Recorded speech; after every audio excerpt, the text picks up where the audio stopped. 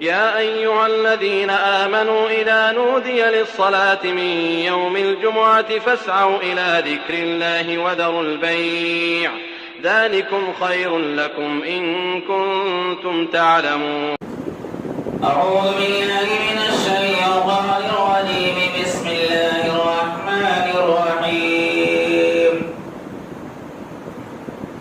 يا أيها الذين آمنوا اتقوا الله حق تقاته ولا تموتن إلا وأنتم مسلمون. يا أيها الناس اتقوا ربكم الذي خلقكم من نفس واحدة وخلق منها زوجها وبث منهما رجالا كثيرا ونساء واتقوا الله الذي تساءلون به والأرحام إن الله كان عليكم رقيبا.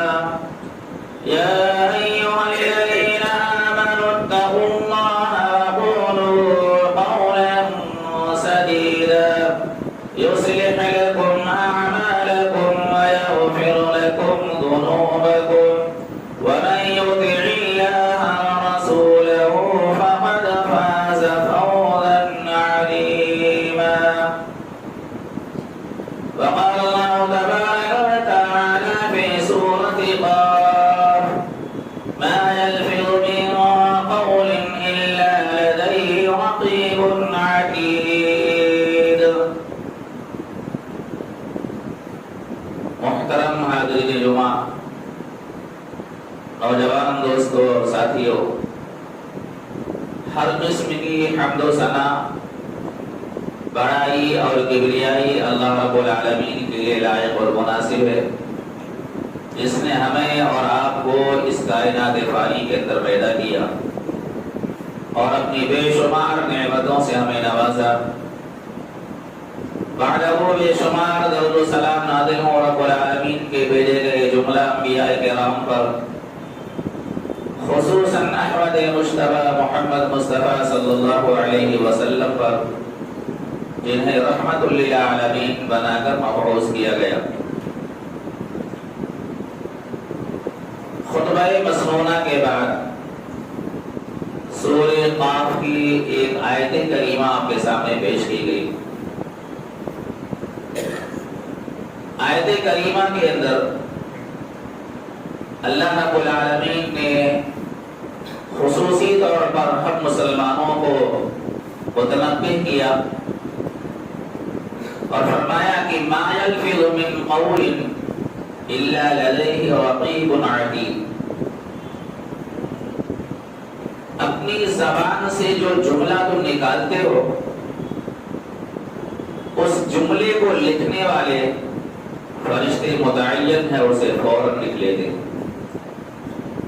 تو آیت کریمہ کے ذریعے سے ایک پیغام دیا جا رہا ہے کہ ہم اپنی زبان کو بہت ہی صحیح ڈھنگ سے استعمال کریں.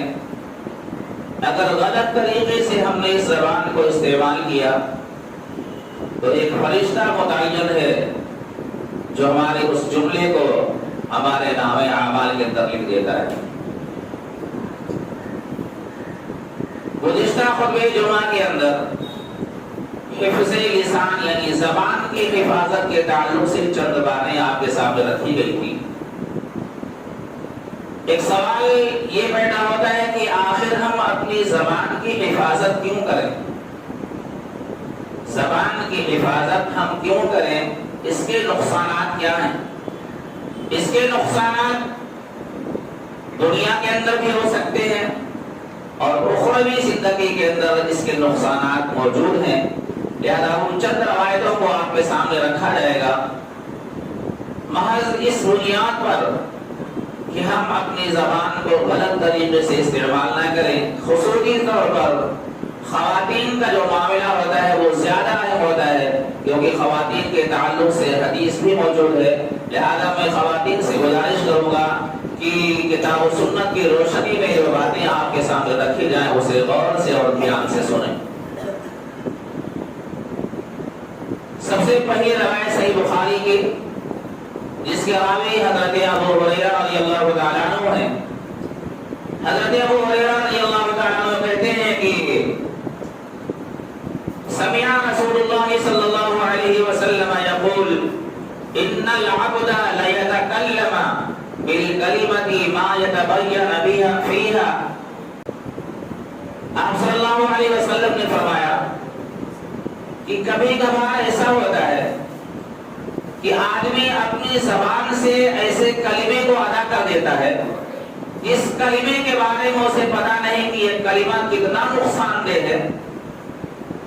آپ فرماتے ہیں کہ یزیل بها فی النار ابعد، اس کلمے کے ذریعے سے وہ انسان جہنم کے اندر اتنی دوری کے اندر چلا جاتا ہے، بما بین المشرق والمغرب، اتنی دوری جو ہے مشرق اور مغرب کے درمیان میں، یعنی آدمی کو احساس نہیں ہوتا کہ ہم نے کہا کیا، لیکن وہ کلمہ اتنا خطرناک ہوتا ہے، وہ جملہ اتنا خطرناک ہوتا ہے کہ وہ جملہ انسان کو جہنم کے اندر ڈال دیتا ہے۔ تو لہذا بات کرتے وقت، کسی سے گفتگو کرتے وقت اپنی زبان کو بہت ہی دھیان سے اپنے کنٹرول میں رکھیں کہ کہیں ایسے کلمے ہماری زبان سے نہ نکل جائیں جو ہمارے لیے جہنم کا ذریعہ بن جائے۔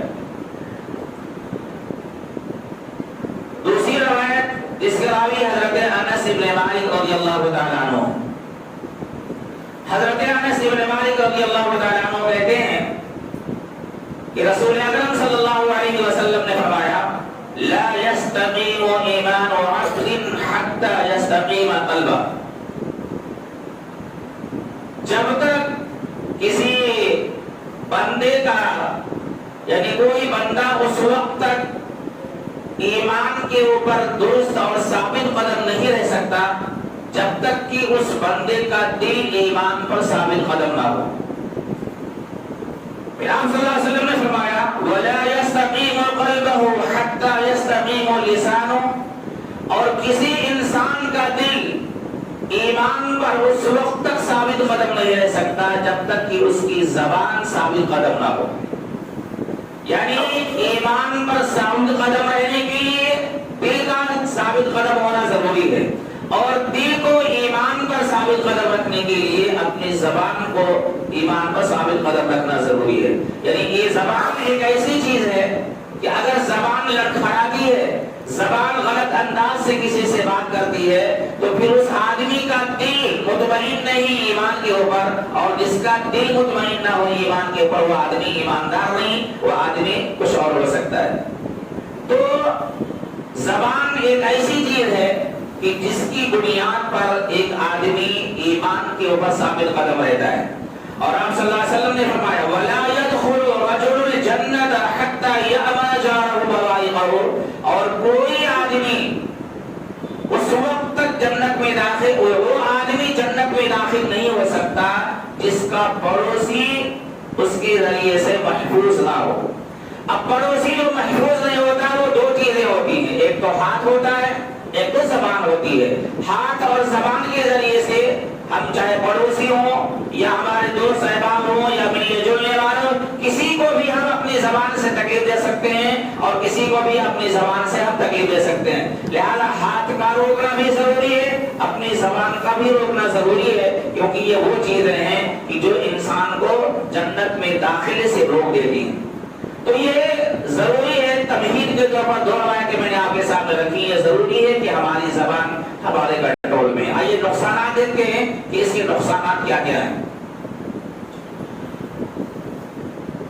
حضرت ابو ہریرہ رضی اللہ تعالیٰ عنہ کہتے ہیں کہ ایک مرتبہ رسول اکرم صلی اللہ علیہ وسلم نے ارشاد فرمایا اتدرون من المفلس، صحابہ کرام سے آپ صلی اللہ علیہ وسلم نے ایک سوال کیا کہ آپ لوگ یہ بتائیے کہ غریب اور مفلس انسان کس کو کہا جاتا ہے؟ صحابہ کرام کی طرف سے جواب آیا المفلس فینا من لا درہم لہ ولا متاع، اللہ کے رسول ہم غریب اور محتاج اور مفلس اس آدمی کو سمجھتے ہیں کہ جس کے پاس روپیہ پیسہ نہ ہو، جس کے پاس کھانے پینے کے اسباب نہ ہو، ایسے آدمی کو ہم مفلس اور غریب سمجھتے ہیں۔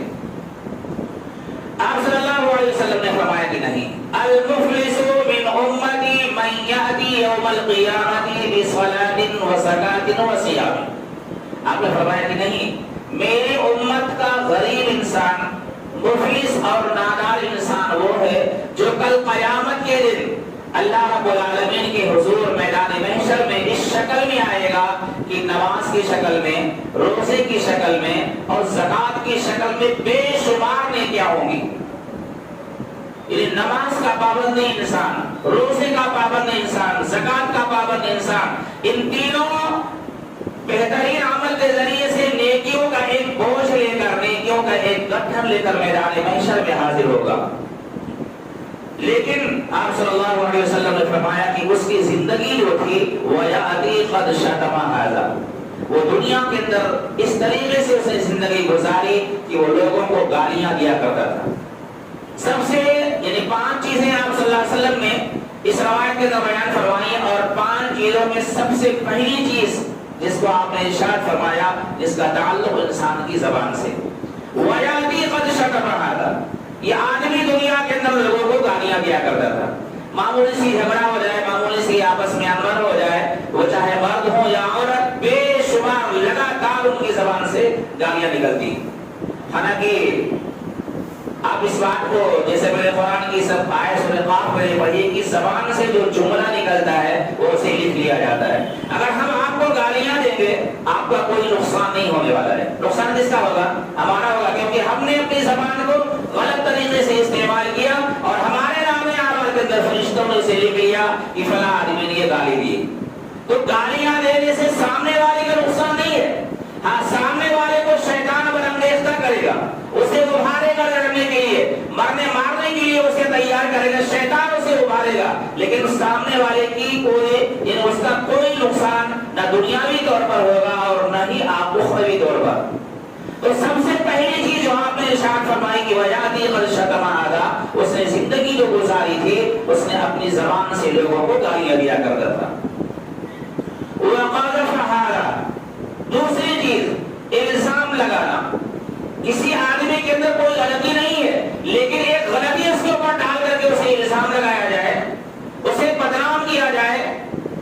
اور عام طور پر سماج کے اندر کچھ ایسے لوگ بھی ہوتے ہیں کہ مثال کے طور پر کسی چیز کے بارے میں ہمارا حق ہے کہ فلاں چیز ہماری ہے، لیکن ہم صحیح طور پر بات نہیں کر سکتے، صحیح ڈھنگ سے ہم معافی ضمیر کو ادا نہیں کر سکتے، اور نتیجہ یہ ہوتا ہے کہ چیز ہماری وہ دوسروں کے پاس چلی جاتی ہے۔ رسول اکرم صلی اللہ علیہ وسلم کے پاس ایک مرتبہ ایک فیصلہ آیا، معاملہ ختم ہوا تو آپ صلی اللہ علیہ وسلم نے فرمایا کہ دیکھو، ہم لوگوں کی باتوں کے اوپر فیصلہ کرتے ہیں، لوگوں کی باتوں کو سنتے ہیں اور سننے کے بعد فیصلہ کرتے ہیں۔ کچھ لوگ ایسے ہوتے ہیں کہ چیز جس کی ہوتی ہے وہ صحیح طور پر ہمارے سامنے بات نہیں کر سکتا، لیکن چیز جس کی نہیں ہے وہ بڑے ہی اچھے طریقے سے، جب زمانے کے طریقے سے وہ بات کر کے وہ چیز لے لیتا ہے۔ تو یاد رکھو، چیز اگر تمہاری نہیں ہے اور میں نے تمہارے حق میں فیصلہ کر دیا تو گویا میں تمہیں جہنم کے آگ کا ایک ٹکڑا دے رہا ہوں۔ اور ایسے حالات ہوتے ہیں، آدمی بات نہیں کر پاتا ہے صحیح ڈھنگ سے اور چیز اسے نہیں مل پاتی ہے۔ تو آپ صلی اللہ علیہ وسلم نے فرمایا کہ وَيَأْتِي وَقَذَفَ هَذَا، اس آدمی نے دنیا کے اندر لوگوں کے اوپر الزام لگایا تھا، اسے بدنام کیا تھا، لوگوں کے سامنے شرمندہ کیا تھا، اور آدمی اپنے بارے میں صحیح ڈھنگ سے بات نہ کر کے اسے جو ہے ذلیل اور رسوا کر دیا گیا۔ دوسری کمی، تیسری کمی، وَأَكَلَ مَالَ هَذَا، لوگوں کا مال کھایا تھا۔ مال کھانے کے بہت سارے طریقے ہیں، سود اور بیاج کے طریقے سے مال کھانا، جبرن کسی کا مال لے لینا، یا کسی ملازم کو اپنے گھر پہ کام پہ رکھے اور پیسہ بھی نہیں دینا، وہ تم نے کہا یہ کام تم نے خراب کر دیا اور کام تم نے خراب کر دیا، تم کو پیسہ نہیں دیں گے۔ تو وَأَكَلَ مَالَ هَذَا، اس کا مال کھایا تھا دنیا کے اندر۔ وَسَفَكَ دَمَ هَذَا، اس نے دنیا کے اندر انسانوں کا خون کیا تھا، اسے قتل کیا تھا۔ وَضَرَبَ هَذَا، اور ناجائز طریقے پر لوگوں کو ستایا اور مارا تھا۔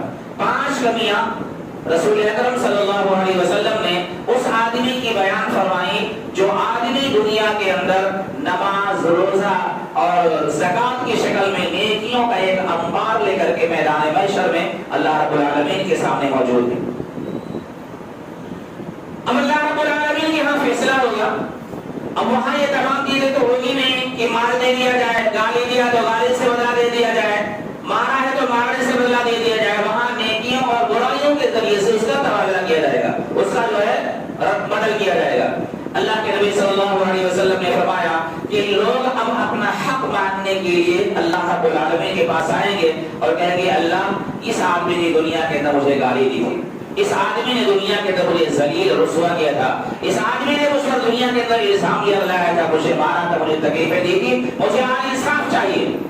رسول اکرم صلی اللہ علیہ وسلم فرماتے ہیں فیؤتی ھذا من حسناتہ.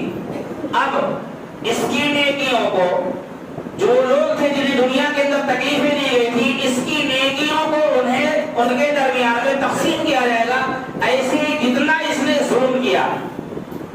اور نتیجہ کیا ہوگا, وَهَذَا مِنْ حَسَنَاتِهِ, لوگوں کے اندر جو ہے اسے تقسیم کیا جائے گا. فَإِنْ فَنِيَتْ حَسَنَاتُهُ, نتیجہ یہ ہوگا کہ یہ آدمی جو نماز کی شکل میں, روزے کی شکل اور زکات کی شکل میں بے شمار نیکیاں لے کر کے پہنچا تھا, ساری نیکیاں مانگنے والوں کے درمیان میں تقسیم کر دی جائے گی جس کے اوپر دنیا کے اندر ظلم اس آدمی نے کیا تھا. نیکیاں اس کی سب ختم, کچھ نہیں بچا اس کے پاس. آپ صلی اللہ علیہ وسلم نے فرمایا قبل ان یقضى ما علیہ, اور نتیجہ یہ ہوگا کہ ابھی اپنا حق مانگنے والے لوگ میدان محشر کے اندر اللہ کے سامنے موجود ہوں گے اور کہیں گے اللہ مجھے ابھی حق چاہیے, اس آدمی نے میرے ساتھ ایسی ظلم و زیادتی کی تھی. نبی علیہ الصلوۃ والسلام نے فرمایا کہ اخذ من خطاياهم, اب یہ حق مانگنے والے تھے جن کے گناہوں کو لے کر کے فطرح علیہ, اس نمازی کے اوپر, اس حاجی صاحب کے اوپر, زکات دینے والے کے اوپر, روزہ رکھنے والے کے اوپر ڈال دیا جائے گا. ثم طرح فی النار, اور اسے اٹھا کے جہنم میں پھینک دیا جائے گا. آپ صلی اللہ علیہ وسلم نے فرمایا میری امت کا سب سے بڑا مسکین انسان یہ, سب سے غریب انسان یہ. تو سوال یہ پیدا ہوتا ہے کہ اس کی نیکیاں جو نماز اور حج اور زکات کی شکل میں ایک بوجھ کی شکل میں لے کر کے پہنچا تھا, کیوں ختم کر دی گئی؟ دنیا کے اندر لوگوں پر ظلم و زیادتی کی وجہ سے. اور ظلم و زیادتی دو چیزوں سے ہوتی ہے, ایک تو ہاتھ سے اور دوسری زبان سے. لہٰذا اپنے ہاتھ کو بھی اپنے بس میں رکھا جائے, کسی کو مارا نہ جائے, کسی کو تکلیف نہ دی جائے, کسی کے اوپر ظلم و زیادتی نہ کی جائے, اور زبان کو بھی کنٹرول کیا جائے. ورنہ یاد رکھیے رسول اکرم صلی اللہ علیہ وسلم کا یہ فرمان, یہ بذات خود آپ کا فرمان نہیں, بلکہ اگر اسے اور آگے کی طرف دیا جائے, قرآن مجید کی روشنی میں اس کو دیکھا جائے, تو اللہ رب العالمین نے فرمایا کہ وَمَا يَنطِقُ عَنِ الْهَوَىٰ إِنْ هُوَ إِلَّا وَحْيٌ يُوحَىٰ. آپ صلی اللہ علیہ وسلم اپنی مرضی سے کچھ نہیں کہتے, آپ پر جب وحی کی جاتی ہے تب آپ بات کرتے ہیں. تو وہ یہ کلام رب العالمین کا کلام ہوا. وہ اگر اس طریقے سے ہم زندگی گزاریں گے تو آج جو بھی ہم اچھا عمل کریں گے, ان عملوں کا کوئی بدلہ کل قیامت کے دن نہیں ملنے والا ہے. اسی آدمی کو, انہی لوگوں کو ان کی نیکیوں کا بدلہ ملے گا جو اپنے ہاتھوں کو اپنے بس میں رکھتے ہیں, اپنی زبان کو اپنے بس میں رکھتے ہیں. اللہ رب العالمین, اللہ کے نبی صلی اللہ علیہ وسلم نے ایک موقع پر فرمایا کہ میں مثال کے طور پر میں نے آپ کے اوپر ظلم کیا. اب آپ کا حدیث کا مفہوم آپ کے ساتھ بتاؤں, میں نے آپ کے اوپر ظلم کیا, زیادتی کی, آپ کو تکلیف دی, آپ کو مارا. آپ کا حق یہ ہے کہ مجھ سے آپ بدلہ لیں. لا یحب اللہ الجہر بالسوء من القول الا من ظلم. اگر کوئی آدمی ظلم و زیادتی کرتا ہے تو اسی کے بالموافق اس کا بدلہ لیا جا سکتا ہے, اسلام نے اس کی اجازت دی. لیکن آپ صلی اللہ علیہ وسلم فرماتے ہیں کہ آپ کسی انسان کا حق ہے کہ اس نے مجھے ظلم کیا, کچھ میرے اوپر زیادتی کی, میں اس کا بدلہ لوں. لیکن بدلہ نہ لینے پر وہ آدمی اپنے آپ اس کے سامنے والے کو معاف کر دیا اور کہا کہ میں تم سے بدلہ نہیں لوں گا. ایسے موقع پر اللہ کے نبی صلی اللہ علیہ وسلم فرماتے ہیں میں اس بات کی ضمانت دیتا ہوں کہ جنت کے بالکل بیچوں بیچ میں اسے جگہ دوں گا. یعنی ہمارا حق ہے, ہمیں تکلیف دی گئی ہے, ہم کو ستایا گیا, ہمارا حق ہے کہ ہم بدلا لیں, لیکن ہم نے اپنے حق کو چھوڑ دیا, ہم نے اپنے حق کو چھوڑ دیا, اس آدمی کو معاف کر دیا. تو رسول اکرم صلی اللہ علیہ وسلم جنت کے بیچ میں ایک مکان کی ضمانت دیتے ہیں کہ میں اسے ضمانت دیتا ہوں جنت میں ایک مکان کی. تو حق ہونے پر آپ چھوڑ دیجیے. بس یہی ہوگا تھوڑا سا کہ سامنے والا کہے گا یار بزدل انسان ہے, کوئی بدلا بھی نہیں لیا, اتنا مارا, تکلیف دیا, ستایا, لیکن بہت بڑا بزدل ہے, کمزور ہے, بدلا لیا. شیطان آپ کو بنانے آپ اس حدیث کو اپنی نگاہوں کے سامنے رکھ کر کے اگر آپ صبر کر لیتے ہیں تو یقیناً اللہ کے نبی جناب محمد رسول اللہ صلی اللہ علیہ وسلم جو بات بیان فرمائی ہے وہ چیز آپ کو مل کر کے رہے گی، لیکن اس کے لیے صبر کا ہونا ضروری ہے۔ تو نیکیاں جو ہم کریں ان نیکیوں کی حفاظت ہمارے لیے ضروری ہے، اور اس کی حفاظت ہم اپنی زبان کے ذریعے سے اور اپنے ہاتھوں سے کر سکتے ہیں۔ ابو داؤد کی ایک روایت صحیح کتاب الادب سے جو ایک روایت نبی صلی اللہ علیہ وسلم جس کے راوی حضرت انس بن مالک رضی اللہ تعالیٰ عنہ ہے، معراج کا ایک واقعہ بیان کر دیکھیے نقصان کہاں کہاں ہوگا۔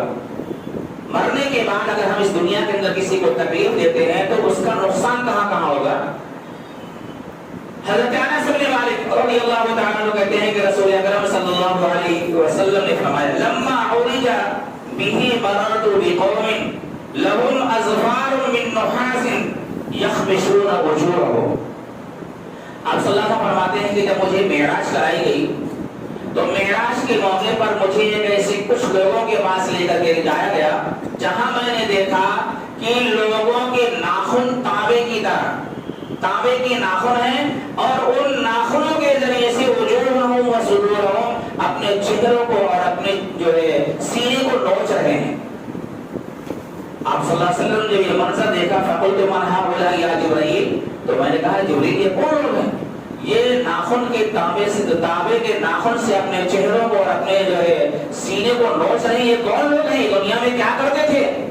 اللہ کے نبی جناب محمد رسول اللہ صلی اللہ علیہ وسلم کو حضرت جبرائیل علیہ السلام نے فرمایا هؤلاء الذين يأكلون لحوم الناس، یہ وہ لوگ ہیں جو دنیا میں لوگوں کے کا گوشت کھاتے تھے، اور لوگوں کا گوشت کھانے کا مطلب کیا؟ لوگوں کی برائیاں کیا کرتے تھے، لوگوں کے عیب دوسروں کو بیان کیا کرتے تھے۔ ہمارا عیب آپ کے سامنے، آپ کا عیب ہمارے سامنے، اس طریقے سے عیوب لوگوں کے سامنے بیان کرتے تھے۔ اس کی سزا آج نہیں دی جا رہی، اس کی سزا، حالانکہ اس سے کوئی فائدہ ہی نہیں۔ ہم آپ کی برائی کسی کے سامنے کرے، کوئی آدمی ہماری برائی آپ کے سامنے کرے، اس کا کوئی فائدہ نہیں ہے۔ فائدہ اس کے اندر یہ ہے کہ اگر ہمارے اندر کوئی کمی ہے تو آپ خود ہمیں تنہائی کے اندر اکیلے میں مل کر کے بولیں کہ آپ میں یہ کمی ہے، اس کی اصلاح کر دو، اس میں آپ کا بھی فائدہ ہوگا، ہمارا بھی فائدہ ہوگا۔ تو اس میں فائدہ، لیکن شیطان نہیں چاہتا کہ کسی انسان کا فائدہ ہو اور اللہ اس سے خوش ہو جائے۔ وہ تو چاہتا ہے کہ شیطان چاہتا ہے کہ برے کام کریں اور مرنے کے بعد ان کو جہنم ملے، کیونکہ وہ اللہ رب العالمین سے وعدہ کر کے آیا ہے کہ میں تیرے بندوں کو گمراہ کر دوں گا، صراط مستقیم پر بیٹھ جاؤں گا، تیرے بندوں کو گمراہ کر دوں گا، اور نتیجہ یہ ہوگا کہ تیرے اکثر بندے یہ جہنم میں چلے جائیں گے۔ تو اس کا یہ کام ہے۔ بہرحال آپ صلی اللہ علیہ وسلم کو بتایا گیا کہ وہ لوگ تھے جو لوگوں کا گوشت کھاتے تھے، یعنی لوگوں کی برائیاں کرتے تھے، وَيَقْعُونَ فِي إِعْرَاضِهِمْ، اور لوگوں کے سامنے انہیں ذلیل کرتے تھے، ان کی بے عزتی کرتے تھے۔ یہ وہ لوگ ہیں۔ تو ہمیں بھی نہ تو کسی کے عیوب کو دوسروں کے سامنے بیان کرنا ہے اور نہ ہی کسی انسان کی بے عزتی کرنا ہے۔ اگر ہم نہیں مانیں گے، اس طریقے سے لوگوں کی بے عزتی کریں گے، تو یہ منظر جو رسول اکرم صلی اللہ علیہ وسلم نے معراج کے موقع پر دیکھا، وہ حالت اس آدمی کی ہوگی جو اپنے ناخنوں سے اپنے چہروں کو اور اپنے سینے کو نوچے گا۔ اس کے علاوہ ابن ماجہ کی ایک روایت جس کے اندر اور بھی سے خطرناک منظر بیان کیا گیا، اس کے راوی حضرت عبداللہ ابن عمر رضی اللہ تعالیٰ عنہ ہیں۔ روایت آپ سن لیں، اللہ رب العالمین ہمیں ان تمام روایتوں کے اوپر عمل کرنے کی توفیق عطا فرمائے، ورنہ ہماری نیکیاں برباد کر دی جائیں گی۔ حضرت عبداللہ ابن عمر رضی اللہ تعالیٰ عنہ کہتے ہیں رأیت رسول اللہ صلی اللہ علیہ وسلم یطوف بالکعبہ، میں نے رسول اکرم صلی اللہ علیہ وسلم کو خانہ کعبہ کا طواف کرتے ہوئے میں نے دیکھا۔ وَيَقُولُ مَا أَطِيبُكَ وَأَطِيبُ رِيحُكَ، اللہ کے نبی صلی اللہ علیہ وسلم خانہ کعبہ کا طواف کر رہے ہیں اور طواف کرتے ہوئے کہتے ہیں کہ اے کعبہ تو کتنا پاکیزہ ہے، تیری خوشبو کتنی پاکیزہ ہے، اور آپ کہتے ہیں ما اعظمک واعظم حرمتک، تو کتنا جو ہے بلند ہے، کتنا عظیم ہے، اور تیرا احترام کتنا عظیم ہے۔ خانہ کعبہ کی عزت، اس کے احترام کے تعلق سے رسول اکرم صلی اللہ علیہ وسلم کا یہ فرمان۔ پھر آپ فرماتے ہیں والذی نفس محمد بیدی، قسم ہے اس ذات کی جس کے ہاتھ میں محمد صلی اللہ علیہ وسلم کی جان ہے، آپ نے فرمایا حرمت المؤمن اعظم عند اللہ حرمت منکا، کہ اے کعبہ تو محترم تو ہے، تو احترام تو ہے، تیرے اندر سے خوشبو آتی ہے، تو پاکیزہ تو ہے، لیکن اللہ رب العالمین کے نزدیک ایک مسلمان کی عزت تجھ سے زیادہ ہے۔ اللہ کے نزدیک ایک مسلمان کی عزت تجھ سے زیادہ ہے، کعبہ سے زیادہ ہے۔ گویا وہ آدمی جو کسی انسان کی عزت اس کا احترام نہیں کرتا، گویا وہ آدمی خانہ کعبہ کا بھی احترام نہیں کرتا۔ اور اللہ کے نزدیک انسان ایک مسلمان کی عزت بہت بڑی چیز ہے، لہذا ہم ایک دوسرے کی عزت کریں، اس کا احترام کریں۔ اگر کہیں ہم نے مسلمانوں کی ہم نے عزت کرنی چھوڑ دی تو گویا ہم نے خانہ کعبہ کی عزت چھوڑ دی۔ اور اللہ کے نبی صلی اللہ علیہ وسلم خانہ کعبہ کی تعریف کرتے ہوئے فرما رہے ہیں کہ تو بہت ہی پاکیزہ ہے، تیری خوشبو بہت عمدہ ہے، تو بہت ہی عظیم ہے۔ لہذا ہماری یہ ذمہ داری ہے کہ ہم اپنی زبان کو حد سے زیادہ کنٹرول میں رکھیں۔ رسول اکرم صلی اللہ علیہ وسلم فرماتے ہیں موقع پر اگر بات کرنی ہے آپ کو تو آپ صحیح ڈھنگ سے بات کرنا، ورنہ آپ خاموش رہیں، ورنہ خاموش رہیں، کیونکہ زبان سے کئی ایسے جملے نکل جاتے ہیں جو انسان کو جہنم میں ڈال دیتے ہیں۔ لہذا میرے بھائیوں، آپ تمام حضرات سے اور خصوصی طور پر خواتین سے گزارش ہے کہ جب بھی کوئی بات کریں صحیح طور پر صحیح ڈھنگ سے اپنی زبان کو استعمال کریں، ورنہ ان کی اعمال نیکیاں جو ہوتی ہیں وہ تمام نیکیوں کو برباد کر دیا جائے گا، اور کل قیامت کے دن وہ بالکل خالی ہاتھ ہوں گے، اس انسان کی طرح جس کی مثال رسول اکرم صلی اللہ علیہ وسلم نے فرمایا کہ یہ میری امت کا سب سے غریب اور سب سے مسکین انسان ہے۔ اللہ رب العالمین سے دعا ہے کہ رب العالمین ہم تمام مسلمانوں کو حسن عمل کی توفیق عطا فرمائے۔ آمین۔ بارک اللہ لنا ولکم فی القرآن العظیم ونفعنا وإياكم بالآیات والذکر الحکیم، انہ تعالی جواد کریم ملک رؤوف رحیم۔